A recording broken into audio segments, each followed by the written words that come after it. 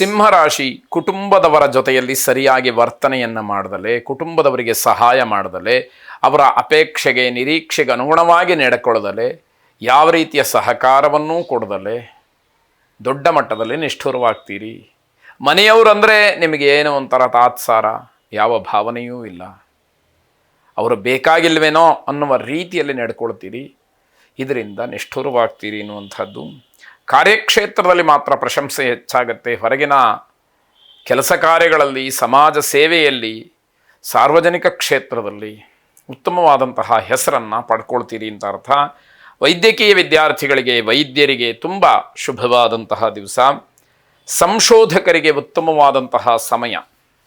ಹಾಗಾಗಿ ಇವುಗಳಿಂದ ಬರಬೇಕಾದಂತಹ ಯಾವ ಅನುಕೂಲ, ಗೌರವ, ಲಾಭ ಅಥವಾ ವ್ಯವಸ್ಥೆ, ಸ್ಥಾನ, ಮಾನ, ಮರ್ಯಾದೆ, ಹಾರ ತುರಾಯಿಗಳು ಎಲ್ಲವೂ ಕೂಡ ಸಿಕ್ಕುವಂತಹ ಯೋಗ ಸೂಚ್ಯವಾಗಿ ಕಾಣ್ತಾ ಇದೆ. ಸಣ್ಣ ವ್ಯಾಪಾರಸ್ಥರಿಗೆ ಲಾಭದ ಸೂಚನೆ ಇದೆ. ಧಾರ್ಮಿಕ ಕಾರ್ಯಗಳ ಚಿಂತನೆ, ಹೋಮ ಹವನ, ಪೂಜೆ ಪುನಸ್ಕಾರ, ಭಜನೆ, ಧ್ಯಾನ ಇತ್ಯಾದಿಗಳನ್ನು ಮಾಡೋದಕ್ಕೆ, ಪುಣ್ಯಕ್ಷೇತ್ರಗಳ ದರ್ಶನಕ್ಕೆ ಮನಸ್ಸು ಬರುವಂಥದ್ದು.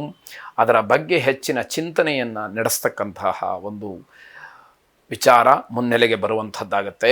ಲಲಿತಾ ಪರಮೇಶ್ವರಿಯನ್ನು ಪ್ರಾರ್ಥನೆ ಮಾಡಿ ಶುಭವಾಗಿ. ಕನ್ಯಾ ರಾಶಿ, ನಿಮ್ಮ ಕೈ ಕೆಳಗೆ ಕೆಲಸ ಮಾಡ್ತಕ್ಕಂಥವ್ರಿಗೆ ಒಂದಷ್ಟು ಸಮಸ್ಯೆಗಳಾಗುತ್ತೆ. ಆ ಸಮಸ್ಯೆಗಳನ್ನು ಪರಿಹಾರ ಮಾಡ್ತಕ್ಕಂಥವ್ರು ನೀವು ಅನ್ನುವ ಭಾವನೆ ಅವರಲ್ಲಿರುತ್ತೆ. ಇಲ್ಲ, ನಿಮ್ಮ ಗ್ರಹಗತಿ ಚೆನ್ನಾಗಿಲ್ಲ ಅನ್ನುವಾಗ ಆ ತಪ್ಪುಗಳನ್ನು, ಆ ಸಮಸ್ಯೆಗಳನ್ನು ಹುಟ್ಟಾಕಿದ್ದೇ ನೀವು ಅನ್ನುವಷ್ಟರ ಮಟ್ಟಿಗೆ ನಿಮ್ಮ ಮೇಲೆ ದೋಷಾರೋಪವಾಗುತ್ತೆ. ಇದನ್ನು ಗಮನಿಸ್ಕೊಳ್ಬೇಕು. ನಿಮ್ಮ ಮಾತಿನಿಂದಲೇ ನೀವು ಸಿಗ ಹಾಕ್ಕೊಂಡ್ಬಿಡ್ತೀರಿ. ಯಾವ ರೀತಿ ಮಾತಾಡ್ತಿರೋ ಆ ಮಾತು ನಿಮ್ಮನ್ನು ಹಿಡಿದು ಹಾಕಿಬಿಡುತ್ತೆ. ಮಾತೇ ಮುತ್ತು, ಮಾತೇ ಮೃತ್ಯು ಅನ್ನುವಂಥದ್ದು ಇಲ್ಲಿ ಅಕ್ಷರಶಃ ನಿಮಗೆ ಅನುಭವಕ್ಕೆ ಬರುವಂಥದ್ದು. ಅಪರಿಚಿತರ ಜೊತೆಯಲ್ಲಿ ಯಾವುದೇ ಕಾರಣಕ್ಕೂ ವ್ಯವಹಾರವನ್ನು ಮಾಡಬೇಡಿ. ಮಾತುಗಳನ್ನು ಆಡಲಿಕ್ಕೆ ಹೋಗಬೇಡಿ. ನೀವು ಆಡುವಂತಹ ಮಾತು ಅಪರಿಚಿತ ವ್ಯಕ್ತಿಗೂ ಏನೂ ಸಂಬಂಧ ಇರುವುದಿಲ್ಲ. ಹಾಗಾಗಿ ಅಲ್ಲಿ ವ್ಯವಹಾರಗಳು ಬೇಡ ಅಂತ ಅರ್ಥ. ಮನೆ ಕಟ್ಟತಕ್ಕಂತಹ ವಿಚಾರ ಏನಾದರೂ ಮನಸ್ಸಿಗೆ ಬಂದರೆ ಆ ವಿಷಯವನ್ನು ಪ್ರಸ್ತಾಪ ಮಾಡೋದಕ್ಕಿಂತ ಇವತ್ತು ಮುಂದಕ್ಕೆ ಹಾಕುವಂಥದ್ದು ಬಹಳ ಒಳ್ಳೆಯದಾಗಿರುತ್ತೆ. ಮಾತು ಸ್ಪಷ್ಟ, ಆದರೆ ಬೇರೆಯವರಿಗೆ ಅದು ಕಠಿಣ ಅಂತಲೋ ಅಥವಾ ನೇರವಾದಂತಹ ನುಡಿ ಅಂತಲೋ ಅನ್ನಿಸಬಹುದು. ಆದರೆ ಆ ಮಾತು ಮೃದುವಾಗಿದ್ದರೆ, ಒಳ್ಳೆಯ ರೀತಿಯಲ್ಲಿದ್ದರೆ, ಬುದ್ಧಿವಂತಿಕೆಯಿಂದ ಮಾತಾಡಿದರೆ, ಸೌಜನ್ಯದಿಂದ ಮಾತಾಡಿದರೆ ಒಳ್ಳೆಯದಾಗುವಂಥದ್ದಿದೆ. ಸಮಯೋಚಿತವಾಗಿ ವರ್ತನೆಯನ್ನು ಮಾಡಿ, ಸಮಯ ಸಾಧಕರಾಗಬೇಡಿ. ಯಾವ ಸಂದರ್ಭ ಹೇಗೆ ಬರುತ್ತೋ ಹಾಗೆ ನೀವು ವರ್ತಿಸ್ತಕ್ಕಂಥದ್ದನ್ನು ಕಲ್ತ್ಕೊಳ್ಬೇಕು, ಪರಿವರ್ತನೆ ಆಗಬೇಕು. ಅನ್ನಪೂರ್ಣೇಶ್ವರಿಯನ್ನು ಪ್ರಾರ್ಥನೆ ಮಾಡಿ. ಅನ್ನಪೂರ್ಣೆ ಸದಾಪೂರ್ಣೆ ಶಂಕರ ಪ್ರಾಣವಲ್ಲಭೆ ಜ್ಞಾನ ವೈರಾಗ್ಯ ಸಿದ್ಧ್ಯರಥಂ ಭಿಕ್ಷಾಂ ದೇಹಿ ಚ ಪಾರ್ವತಿ. ಅನ್ನಪೂರ್ಣೇಶ್ವರಿಯ ಅನುಗ್ರಹದಿಂದ ನಿಮ್ಮ ಜ್ಞಾನ ವೃದ್ಧಿಯಾಗಲಿ. ಯಾವ ವಿಷಯ ನಿಮಗೆ ಬೇಡವೋ ಅಂತಹ ವಿಷಯಗಳ ಬಗ್ಗೆ ವೈರಾಗ್ಯ ಬರಲಿ ಅಂತಕ್ಕಂಥದ್ದು ಶುಭವಾಗಿ. ತುಲಾರಾಶಿ, ಈ ದಿವಸ ಉದ್ಯೋಗ ಬದಲಾವಣೆ, ವೃತ್ತಿ ಬದಲಾವಣೆ, ಸ್ಥಳ ಬದಲಾವಣೆ, ಇದು ಯಾವ ಬದಲಾವಣೆಗಳ ಬಗ್ಗೆ ಆಲೋಚನೆಗಳು ಬರಬಾರ್ದು. ಒಂದು ವೇಳೆ ಹಾಗೆ ಬಂದರೆ ಅದು ಎಲ್ಲವನ್ನ ಸಾರಾಸಗಟಾಗಿ ತಳ್ಳಿ ಹಾಕಿ ಅದರ ಬಗ್ಗೆ ಚಿಂತನೆಗಳು ಬೇಡ.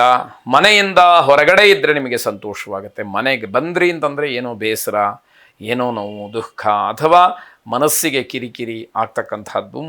ನಿಮ್ಮ ದುಡ್ಡಿನ ಬಗ್ಗೆ ಅಥವಾ ಆರ್ಥಿಕ ಸ್ಥಿತಿಗತಿಯ ಬಗ್ಗೆ ನಿಮಗೆ ಯಾವುದೇ ಯೋಚನೆಗಳಿರೋದಿಲ್ಲ. ನನ್ನ ಯೋಗ್ಯತೆಗೆ ಅನುಗುಣವಾಗಿ ನಾನು ಇದ್ದೀನಿ, ಅದನ್ನು ಮೀರಿ ನಾನು ದುಡಿತೀನಿ ಅನ್ನುವಂತಹ ಒಂದು ಮಾತೇ ನಿಮ್ಮ ಬಾಯಲ್ಲಿ ಬರುವಂಥದ್ದಿರುತ್ತೆ. ಸಮಾಜ ಸೇವೆಯಲ್ಲಿ ಸಿಗಹಾಕಿಕೊಂಡು ನಿಮಗೆ ದ್ರೋಹವಾಗುತ್ತೆ. ಹಾಗಾಗಿ ಸಾರ್ವಜನಿಕ ಕೆಲಸ ಮಾಡುವಾಗ ಎಷ್ಟು ಎಚ್ಚರಿಕೆಯಿಂದ ಇದ್ದರೂ ಕೂಡ ಸಾಕಾಗೋದಿಲ್ಲ ಅಂತ ಅರ್ಥ. ತಾಯಿಯ ಆರೋಗ್ಯದ ಬಗ್ಗೆ ಸ್ವಲ್ಪ ಗಮನವನ್ನು ಹರಿಸಬೇಕು. ದಾಂಪತ್ಯದಲ್ಲಿ ಸಣ್ಣ ಪುಟ್ಟ ವಿಚಾರಕ್ಕೆ ಸಮಸ್ಯೆಗಳಾಗತ್ತೆ, ಅದು ಜಗಳಕ್ಕೆ ಅವಕಾಶ ಇದೆ. ಮುನ್ನೆಚ್ಚರಿಕೆಯಾಗಿ ನಿಮಗೆ ಗೊತ್ತಿದ್ದಾಗ ಅದನ್ನು ತಪ್ಪಿಸಬಹುದು. ಜಗಳಕ್ಕೆ ಅವಕಾಶಗಳು ಬೇಡ ಅಂತ ಅರ್ಥ. ವ್ಯವಹಾರದಲ್ಲಿ ದೊಡ್ಡ ಆಘಾತವಾಗೋದಕ್ಕೆ ಕಾರಣ ಇರುತ್ತೆ. ಅದನ್ನೂ ಕೂಡ ಸರಿಯಾಗಿ ಗಮನಿಸ್ಕೊಳ್ಳಿ. ಆದ ನಂತರದಲ್ಲಿ ಬೇಸರ ಪಟ್ಟುಕೊಳ್ಳೋದಕ್ಕಿಂತ ಸೂಕ್ಷ್ಮವಾಗಿ ಗೊತ್ತಾದಾಗ ಅದನ್ನು ಸರಿಪಡಿಸ್ತಕ್ಕಂತಹ ಪ್ರಯತ್ನಗಳ ನಡೀಲಿ. ಶ್ರೀರಾಮನನ್ನು ಪ್ರಾರ್ಥನೆ ಮಾಡಿ. ರಾಮಾಯ ರಾಮಭದ್ರಾಯ ರಾಮಚಂದ್ರಾಯ ವೇಧಸೆ ರಘುನಾಥಾಯ ನಾಥಾಯ ಸೀತಾಯಾಫ್ ಪತಜೇ ನಮಃ ಎಂಬ ಪ್ರಾರ್ಥನೆ ನಿಮ್ಮದಾಗಿರಲಿ. ಶುಭವಾಗಿ. ವೃಶ್ಚಿಕ ರಾಶಿ, ವೈಯಕ್ತಿಕವಾದಂತಹ ವಿಚಾರದಲ್ಲಿ, ನಿಮ್ಮದೇ ಆದಂತಹ ವ್ಯವಹಾರದಲ್ಲಿ ಬೇರೆಯವರನ್ನ ನಂಬೋದಕ್ಕೆ ಆಸ್ಪದ ಇಲ್ಲ, ಬೇರೆಯವರನ್ನ ನಂಬೋದಕ್ಕೆ ಮನಸ್ಸು ಬರೋದಿಲ್ಲ. ಆದರೆ ಅನಿವಾರ್ಯವಾಗಿ ವ್ಯವಹಾರವನ್ನು ನಡೆಸಬೇಕಾಗತ್ತೆ. ಪೂರ್ಣವಾಗಿ ನಂಬಿಕೆಯನ್ನು ಇಟ್ಟುಕೊಳ್ಳೋದಕ್ಕೆ ಮನಸ್ಸು ಬರದೇ ಇರತಕ್ಕಂಥದ್ದು. ವಿದ್ಯಾರ್ಥಿಗಳಿಗೆ ತುಂಬ ಮನಶ್ಚಾಂಚಲ್ಯ, ಅಂದರೆ ಓದಲಿಕ್ಕೆ ಮನಸ್ಸನ್ನು ಏಕಾಗ್ರತೆಯಲ್ಲಿ ಇಟ್ಟುಕೊಳ್ಳೋದಕ್ಕೆ ಯಾವುದಕ್ಕೂ ಕೂಡ ಅವಕಾಶಗಳಾಗೋದೇ ಇಲ್ಲ. ಅದು ಬಹಳ ದೊಡ್ಡ ತೊಂದರೆಗೆ ಕಾರಣವಾದೀತು ಅನ್ನುವಂಥದ್ದು. ಆಸ್ತಿಯ ಖರೀದಿ, ಮಾರಾಟ ಇತ್ಯಾದಿ ವಿಚಾರಗಳಲ್ಲಿ ವಿವಾದಗಳಾಗಬಹುದು. ಆ ಮಾತುಕತೆ ಬಂದಾಗ ಒಂದಷ್ಟು ಗೊಂದಲಗಳು, ಏನೋ ವಿವಾದಗಳು, ಅಥವಾ ವ್ಯವಹಾರ ಆಗುವುದಿಲ್ವೇನೋ ಅನ್ನುವಂತಹ ಒಂದು ಪರಿಸ್ಥಿತಿ ನಿರ್ಮಾಣವಾಗುವಂಥದ್ದು, ಇವನ್ನೆಲ್ಲ ನೋಡಬೇಕಾಗತ್ತೆ. ಹಣದ ವಿಚಾರವಾಗಿ ಭರವಸೆಯನ್ನು ನೀಡಬಾರ್ದು. ಯಾರಿಗಾದರೂ ಹಣವನ್ನು ಕೊಡ್ತೀನಿ, ನಾನು ವ್ಯವಸ್ಥೆ ಮಾಡ್ತೀನಿ ಅನ್ನುವಂತಹ ಭರವಸೆ ಇದೆಯಲ್ಲ, ಅದು ಹುಸಿಯಾಗತ್ತೆ, ಮಾತಿಗೆ ತಪ್ಪದ ಹಾಗಾಗತ್ತೆ, ವಚನಭ್ರಷ್ಟರಾಗ್ತೀರಿ. ಅದು ಗಮನದಲ್ಲಿ ಇರಬೇಕಾಗತ್ತೆ.